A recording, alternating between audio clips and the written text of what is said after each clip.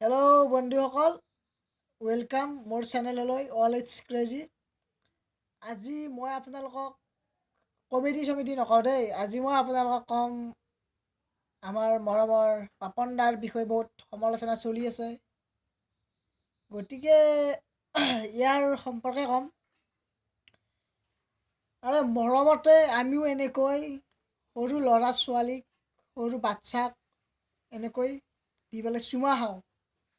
This is not bed, এইটো বেয়া নহয়, জানেনে?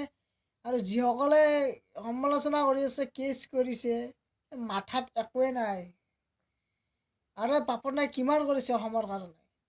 নমামী ব্ৰহ্মপুত্ৰ গান উলিয়াইছে, ব্ৰহ্মপুত্ৰ আমাৰ অসমখনক বিদেশত, আমাৰ ৱৰ্ল্ডত সকলোৱে যাতে জানে, প্ৰচাৰ কৰিবলৈ। ডাঙৰ ডাঙৰ অভিনেতা ছিংগাৰসকলক পাপন দাই ৰিকুৱেষ্ট কৰি গান গোৱাইছিল। নমামী ব্ৰহ্মপুত্ৰ, আপোনালোকে পাইছেই, গানটো শুনিছে সকলোৱে। আৰু পাপন দাৰ যি কিছ, এইটো মৰমতে পাপন দাই চুমা খাইছিল। এইটো নহয় যে পাপন দাই বেয়া মনোভাৱেৰে চুমা খাইছে, কাৰণ পাপন দাৰ মনত কোনো বেয়া ভাৱ নাছিল। কাৰণ ফেচবুক লাইভ চলি আছিল। পাপন দাৰ কি মাথা নাই নেকি? আপোনালোকে যে সমালোচনা কৰি আছে, পাপন দাই কি অজ্ঞানী নেকি? তেওঁ নাজানে নেকি?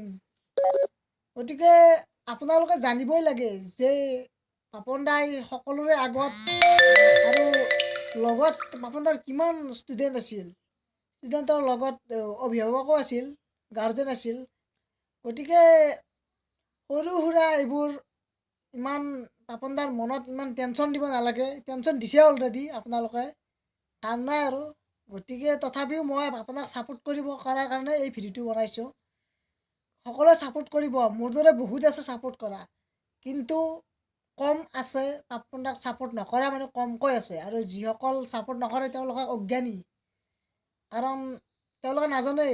আৰু যিয়ে আদালতত কেছ কৰিছে, কিবা কৰিছে, তেওঁলোকক এটা কথা ক'ব বিচাৰিছোঁ যে কিমানবোৰ ৰেপ কেছ, মাৰ্ডাৰ এইবোৰ ফাইল কৰি আছে কিজানি, কিমান ৰেপ কেছ হৈছে, পানীত পেলাই থৈ দিয়ে ৰেপ কৰি। গতিকে এইবোৰ ইমানবোৰ হোৱাৰ পিছতো কোনো ধৰণৰ সমালোচনা নহয় বা হেৰি নহয়, কেছ ছল্ভ নহয়। কিন্তু পাপন দাৰ সাধাৰণ এটা কিছৰ কাৰণে আপোনালোকে ইমান সমালোচনা কৰিছে। একচুৱেলি বহুতে ছাপোৰ্ট কৰিছে, কম মানুহে সমালোচনা কৰিছে, আৰু সেইসকলৰ ভাল নাই মাথাত। গতিকে আপোনালোকে সকলোৱে ছাপোৰ্ট কৰক পাপন দাক, কাৰণ পাপন দাই আমাৰ অসমৰ কাৰণে বহুত কৰিছে। পাপন দাই এজন ডাঙৰ ছিংগাৰ, সেইকাৰণে ভিডিঅ' পাপনৰ অলপ কিবা হওঁতেই ভাইৰেল হৈ গৈছে। কিন্তু মনত ভাল ভাৱ থাকিলে এইবোৰ কেতিয়াও নহয়, কোনেও একো নকৰে, শ্বেয়াৰ নকৰে এইবোৰ।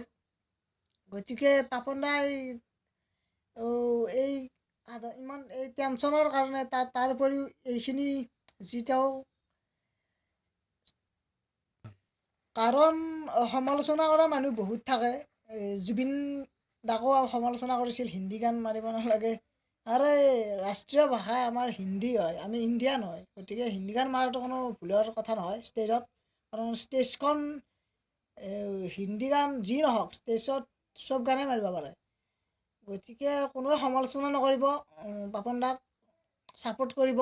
তেওঁ যাতে তেওঁৰ কাম ভালদৰে কৰিব পাৰে আৰু আমাৰ অসমৰ নাম কৰিব পাৰে।